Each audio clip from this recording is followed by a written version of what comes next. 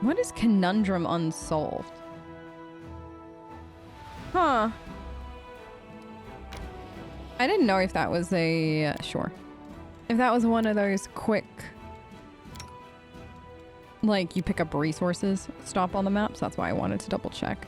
You've moved again! Please, just sit still for a minute. What? Not even move my tail? No, I've changed my mind. I don't want you to draw me anymore. Woljif can't sit still. Ever. It's just Woljif. We all know this. We accept it. Okay. Traveling merchant? Is this who I think it is? But I didn't think we met them until further up the road. Yeah! Skeletal salesman! Oh my goodness! A skeleton is walking across the wastes. He moves with pep in his step, humming a tune. His skull bobs in a chorus with the humming, making the coins inside his head clink rhythmically. Next to him, nightmarish horses of flame and shadow draw a cart loaded with valuable-looking items. Upon seeing you, the skeleton offers a dramatic and hearty wave. Good evening to you there! Or is this what days look like in your world, Wound? Can't really tell, but no matter. Be it day or night, the skeletal salesman always has the best deals you can find anywhere. He proudly sweeps his bony hand over the goods in his cart.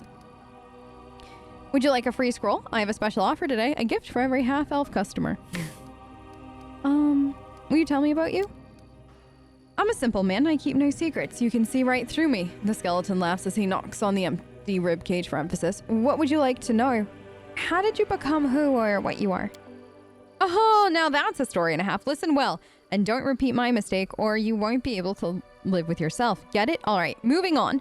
Once I was just like you, exploring all the ruins and filling my pockets with riches until I stumbled into a Dracolic's lair. Oh, huh. That's one scary beast, let me tell you. A lich and a dragon. He would have eaten me whole had I not suggested a deal. I'd sell off all the blades and armor left by my previous adventures. Surely he didn't have much use for all that equipment, but he could earn a tidy sum of gold. Surprisingly, he agreed. That didn't save my life. Instead, he just turned me into a walking pile of bones. But what do you know? That was just the beginning of my troubles. For a long time, I wandered the river kingdoms, peddling wares, until I met one devious scoundrel. At first glance, he looked decent enough, decked out in armor, clearly a paladin. He asked me where my master's lair was. Obviously, he wasn't the first to take an interest, but the Dracolic was no slouch. He put an enchantment on me that I couldn't even remember the lair's location. However, this knight turned out to be quite the wizard too. I'm no expert in magic, but basically he offered to perform a ritual that would reveal the location of my master's lair. Then he and his pals would kill him and give me my freedom, plus half of the hoard. Sounds like a sweet deal, huh? So I agreed like a fool. He showed me the contract and it seemed all right to me, so I signed it then and there. We conducted the ritual, and the knight found out where my master was hiding by looking at some astral tracks or whatnot. Long story short, they killed him. The knight offered me my half of the treasure as promised, and then, as per the terms of our contract, demanded payment for the ritual's components. For my freedom, then there were taxes, excise fees, fines. Before I knew it, I had to give him all of my loot. Still couldn't even cover my debt. So he offered me a way to repay it by working as before, for his master this time. Thus, I'm traveling, peddling, and all that until I earn every last coin that I owe him. And you know what? To pay off that kind of sum, I'm pretty sure I'll have to keep working for him until Grotus brings the end of times. Now that's a story, isn't it? Someday I might even write a tragic play about myself. I'll call it Undeath of a Salesman. As for the moral, with a professional air, the skeleton holds one white finger. The moral of my story is this. Watch what you sign. That lesson is free. For the rest, that's in this fine cart. You'll have to pay in gold. Do you want me to try and free you from this curse? No, thank you. The skeleton waves you away with both hands. Been there, done that, only made things worse. I've had enough help. I'll make do. Who is your new master? Did I tell you the knight looked like a paladin? Well, he wasn't anything of the sort. On the contrary, he was a servant of Mammon, the archdevil of avarice. The skeleton slightly opens his mouth to reveal a single azure coin among the gold. The coin is stamped with the disdainful visage of a devil. That's the one he sold me to, guts and all. Although by then I had no guts really. Now at least if somebody asks me where my master's lair is, I can honestly say, Erebus, the third layer of hell. Palace of the Royal Treasure. Entrance by appointment only. Do you trade with every crusader and do you trade with everyone, crusaders and demon worshippers alike? You Ben, what do I care about which side of yours is winning anyways? Both are buying my wares. Business is booming. Everybody needs a weapon and a good set of armor. You sell one thing, the next day they bring back all ragged and full of holes looking for a replacement. Sure, this war will probably end one day. Maybe the crusaders will finally patch up that abyssal hole, or maybe this region will fall through. That's when I'll pack up and go elsewhere. Glorian is a big place and I can always find new customers. Show me your wares. Okay. Let's see what our new friend has for us. First, bulk selling. I like the useless stuff and... Isn't this from... You acquired this, but isn't this from the DLC? I feel like this is something that, Who's He Watch It wore. In the newest DLC, but I could be wrong. This... I have no kineticists. Like, none. And I don't think we're gonna have one anytime soon. I'm gonna get rid of that. We never use this. We never use this. I have nobody to put that stuff on. Nobody uses that. Nobody uses this. What are these? Oh, what did I sell? I think that was fun. Yeah. No, this. I'm gonna hold on to Radiance for sure. We'll hold on to these for the moment. We'll get rid of this. Oh, I think I've lightened our load considerably. Let's see what else. Cloak of Resistance +3. Like, we're gonna pick all this stuff up over time. So I don't necessarily feel the need to get some of this stuff now. Let's see. How are we doing on potions? 35 and 3. That's it. Let's get... How much would that cost? Okay. Wait, would I owe him money? If I... Whoops. No. Okay, he still owed me money. Give me those back! Right. Let's do that. And then... How much... For one of these? 750? I'm just gonna do one. Just to have. Seal. Perfect. Thank you very much. Also, just in case you've never seen them, the horses are actually fire nightmare horses, and I love them so much. I don't know, can you get one? Like, that's the one thing I've always been like sad about, is I don't think you have the option to get a nightmare horse. But if there's a mod for it, somebody let me know. Or if you actually can and I just didn't know. Because that's something to consider one day. Get my own nightmare horse. I was gonna go here, wasn't I? Whoops, we're going back to camp now. What? What's happening at camp? I am not ready. Oh no. This is a forced on you cutscene at camp. Can't be good. Commander, we caught a suspicious lad on the road. He says he's an ally and he's desperate to talk to you. Who knows who he really is? The young man before you was trembling from his wounds and exhaustion. His boots are in tatters, and if he had any weapons or armor, he shed them along the way. His clothes are torn, his hair is wet, like he recently swam across a river. Blood oozes from the wounds on his chest and shoulders, and his skin is cracked and inflamed with acrid water of the world wound. Commander! The man breathes heavily. The words emerge as a whisper from his dry throat. My squad ambushed beyond the river. Help. Give our guest some water and something for his wounds, would you? The knight's wounds heal with the help of a magic potion. Taking a gulp of water, he catches his breath and snaps to attention and begins again. Yaker Ankle, Hell Knights of the Order of the Godclaw, under the command of Paralictor Regil Durenge. Our squad is under attack by demons far surpassing our number. Without your assistance, we're lost. Hell Knights? They have supported the crusade more than once in our battles against demons, despite their... Arabeth cringes. Questionable reputation. We cannot abandon our allies in trouble. Why is Abby in a fighting stance? I don't know, but... If they really are our allies, then of course it's just... Anevia looks Yaker over closely from head to toe. I kind of think this isn't a knight at all. A real Hell Knight would be skinned alive for losing his infamous black armor. What we see here is a stranger without rank or insignia who wants us to march to God knows where. Smells kind of like a trap to me. Who is attacking you, and why can't you handle them on your own? Large creatures that attack from the air Some are fighters, others are, I guess, clerics with dangerous divine magic. They look like stone come to life. I'm almost certain they're gargoyles. If they fell upon us from the sky while we were setting up camp, and at our most vulnerable, they caught our forces at partial strength. The Paralectra dispatched some of our troops as scouting teams. The flying beasts didn't fight us, they just fell on us from the sky, grabbing our fighters, and either took them somewhere or threw them to their death. We were unprepared for that. Where's your squad now? Not far from here, beyond the river. It's not far for a single fighter who abandoned his armor and weapons. But we can't get across the river so easily. We'll have to take a detour. Even if we can't save anyone, it'll seriously delay our offensive on Dresden, and will give the enemy a chance to prepare. So what does everybody else think? Your companions look at the guests suspiciously. Hell Knights, with allies like them, we've no need for enemies. If it suited them, they'd abandon us to the demons without a second thought. But we're not like them, are we? We have to save them. Looks like a trap to me. But if he isn't lying, Dresden is our goal. If our offensive is delayed, we won't get another chance to retake the city. The Hell Knights are heartless executioners. Saving people from the claws of demons is a good cause in itself. But these people are doing everything they can to become just like the devils. Shellen, forgive me, but I fear we should leave the Hell Knights to their fate and continue our offensive on Dresden. Do you recall Prelate Hulrin? Well, picture an entire army of soldiers just like him. Do we need allies like that? If they die, I shan't shed a tear. We could help them, but only if they join our forces in return. We could use some fresh blood.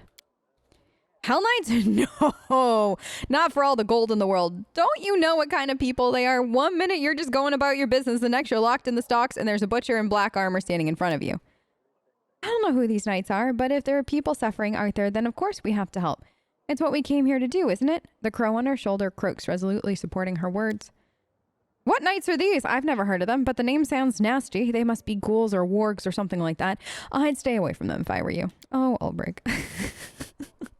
Huh? What? Nenio blinks a few times, baffled. This question has no scientific significance. What's interesting is how the water in the river poisoned by the world wound will affect this boy. With your permission, I'd like to examine him or his corpse in a few days' time.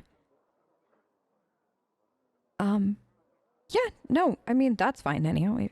If he's alive and he gives permission, sure. And if he's dead, corpse is all yours. All right, let's take the risk and try to help.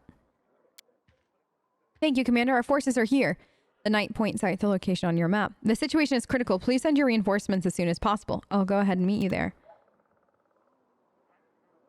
All right. Uh-oh. Oh, no, not this conversation. Abby's still looking for a fight. Lan approaches you, casually polishing a ripe apple on a sleeve and smiling. I knew I'd find you here. It's been hard trying to catch you alone recently. Everybody seems to want something from you. You being the commander of the crusade probably has something to do with it. That's what I want to talk to you about. Lan's expression grows serious. I've seen you fight plenty of times now. The way you charge in a battle like everything's depending on you, I don't know if you're trying to be a hero or if it's just your honor at work, but when I think about you getting hurt, it's like my insides just turn to ice because we're friends and I worry about you. I know, you're the commander and you've got to lead the charge, but let me protect you. It's the least I can do for you. Lan looks into your eyes. Because we're comrades, right? And I don't want a comrade to be devoured by demons. So, I don't know if the plot flags have changed. And I think the first time that this happened in the Let's Play, I kind of explained it a little bit. But in case you don't know, I believe all three of these technically unlock romance, and then this one I believe is the only one that hard turns them down. I do know that there's a mod that I actually really do want to try. It's one that I believe was started to kind of refine Lan's lines a bit and certain like reactions to stuff, but it's actually just continually expanded. I'm not going to use it for Abby's playthrough, mainly because I think that there's some stuff in the beginning that we would have missed, and I kind of want it for like a full fresh playthrough, but I believe it kind of like fixes this scene a little. But at one point I had contemplated just like hard turning him down, but that's not in Abby's character. And I feel like Abby would be more like, thank you, I also appreciate help from a friend. So, well, it might get messy down the road and I'm going to feel awful. I want to kind of stay true to Abby, so we're going to go with that. Don't mention it. I'll try not to stick out like a sore thumb and stay out of your way. I'll just watch over you silently, observing from the shadows. Wait, no, that came out wrong. Forget what I said. Lan rubs the back of his neck. What I meant to say is you can count on me. Yep. We totally walked into that.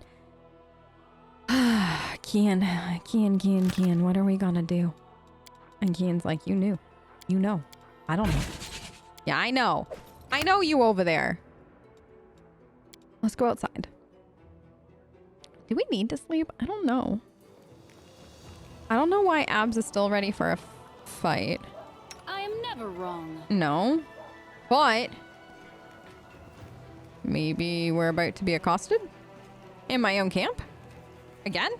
So soon. A message from the commander. A knight in simple armor lowers his voice. I'm the queen's bodyguard. She sent me to tell you that she arrived at camp incognito as planned. You can find her where the minor knights are camped. Come if you wish to speak with her. Tell her majesty I will visit her when time permits. Certainly. Yeah, cause you know what? She can wait on me. I'm the commander. Hey, little one. They say you can do magic. An old silver-haired fighter sizes Ember up skeptically, apparently baffled to find such a young girl in the middle of the war. He's cradling his wounded arm, which has been hastily bandaged. Can you heal me? Of course. Ember whispers a spell and touches the bloody bandages. Thank you. That's so much better.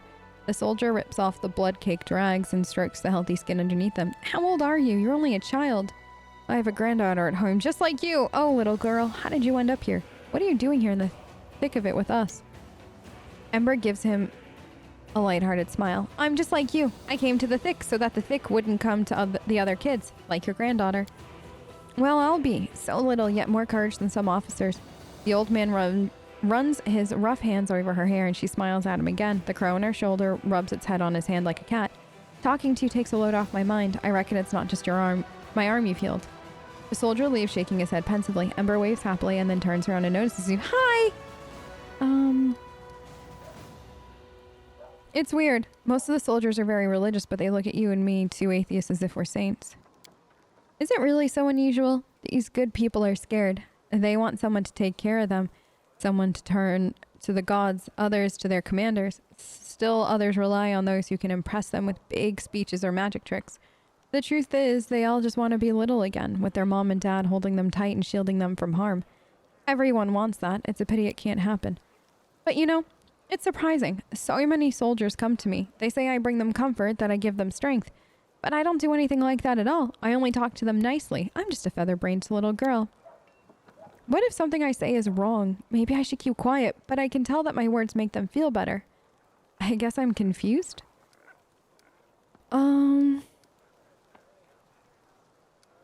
No, I like encouraging her. Don't second guess yourself. You're helping all of us. The soldiers, our companions, and me. You think so? I think I'm just wandering around saying silly things. She taps a scarred finger on her cheek and then breaks into a smile. All right. It must be true if you say so. Why is she so sweet? Why is she literally the sweetest thing? All right.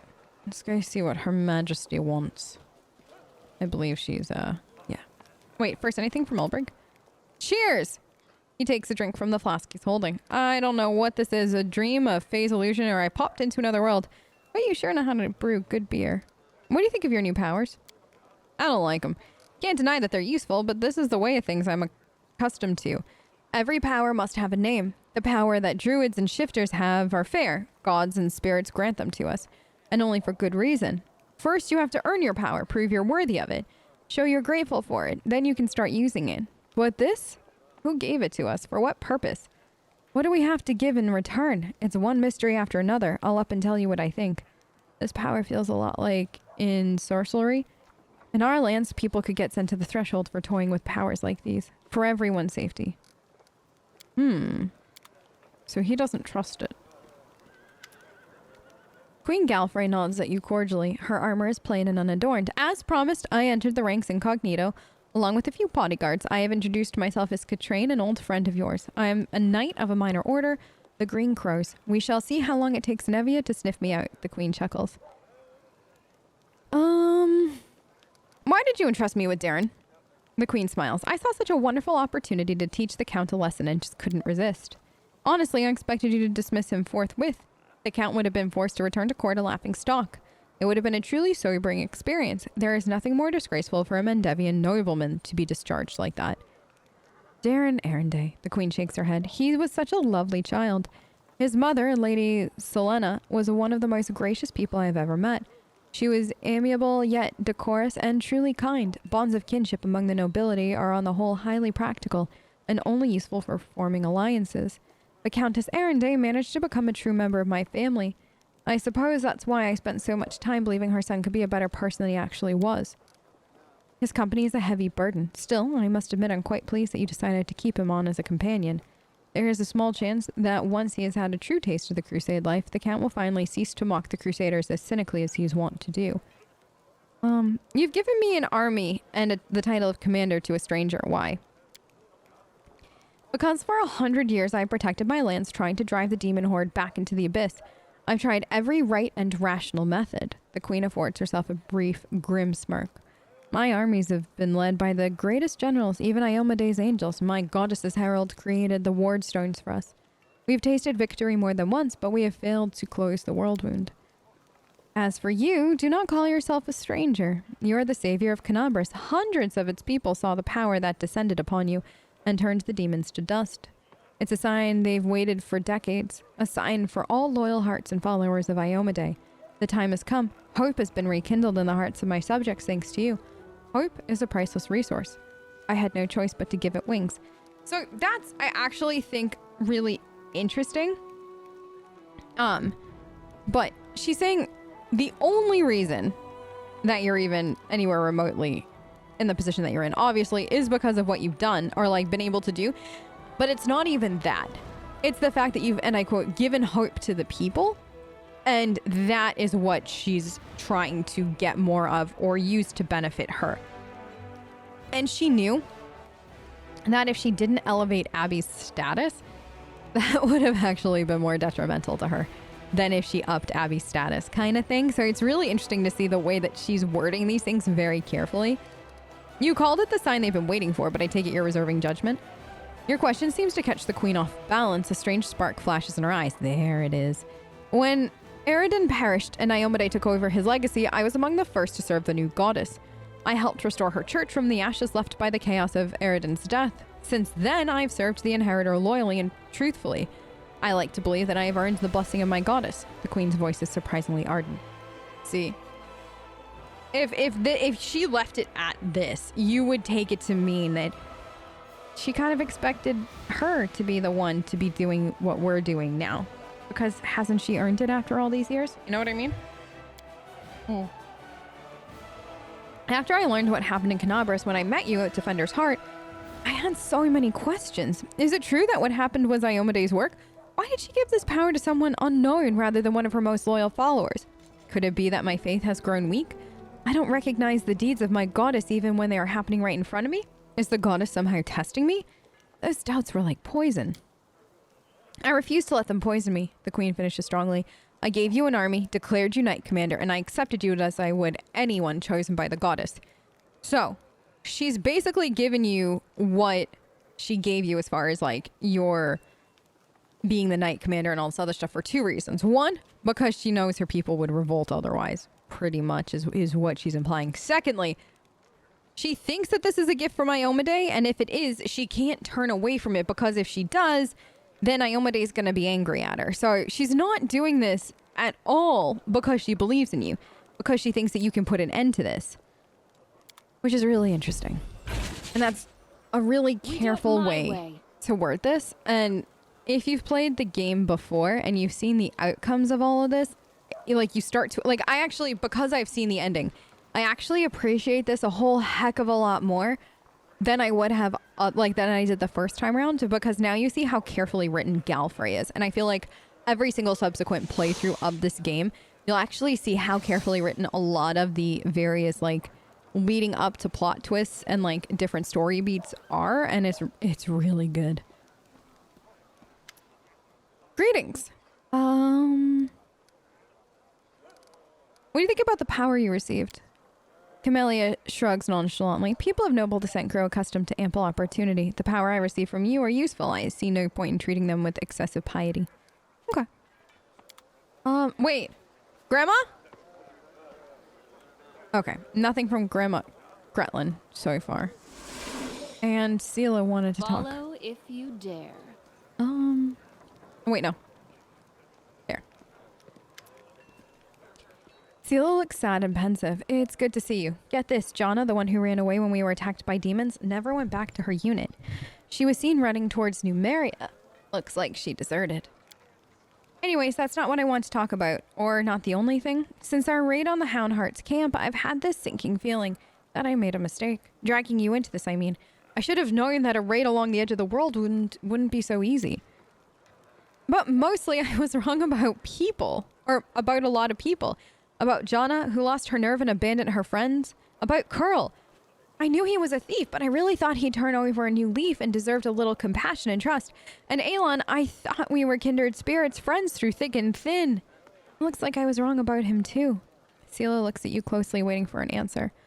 Don't lose your trust in people, so what if you made a few mistakes? It's no reason to give up on your ideals. Somebody has to show people that there's a better path. You can't go on blind trust, especially when it comes to people. No, I think that we're gonna go with the good here. Seela's expression brightens. Thank you, my friend. I needed that support. She sighs. Thanks for listening to my grumbling and for helping me get to the bottom of this. I'm not gonna leave things as they stand. If I get a chance, I'll track down Jonna and see if I can talk some sense into her. And find out why Curl did what he did. I can't stop thinking about what Aelon told me at the end. I really have become more powerful than the paladins who are far more experienced and selfless than me. There's something not right about it. A servant of Iomedae should gain their powers through dedicated personal effort. It's the only way to make sure they'll use the power for good, our journey so far. It's all wrong. And it means I need to be 3 times harder on myself now. That's so funny. I just finished this. Oh, okay. Perfect. So, wow. It's really funny, like, how much we've gone through, but it's an important growth moment for Seela. I think that this quest, more than anything, is a really good moment of growth overall.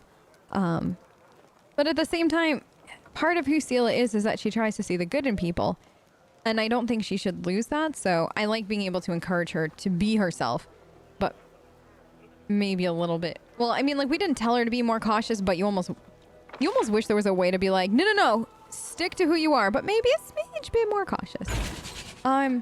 Where is he in the field medic tent? I just realized I have no idea where Social is.